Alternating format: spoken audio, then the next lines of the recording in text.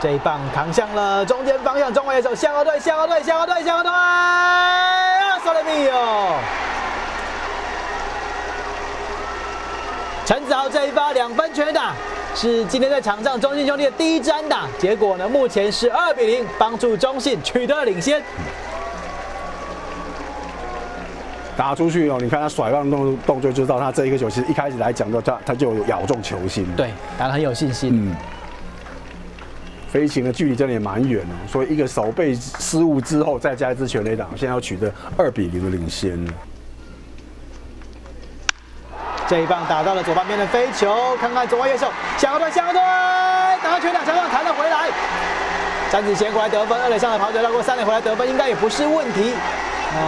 这一棒这个球没有接好，没有问题，2分进来，中信兄弟现在扩大领先到了4比0。哇，这球还是硬扛起来，结果右半边安打，再来一支。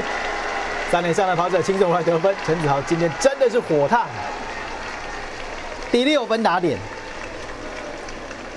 ，4个打数，3支安打，而且3支都是长打。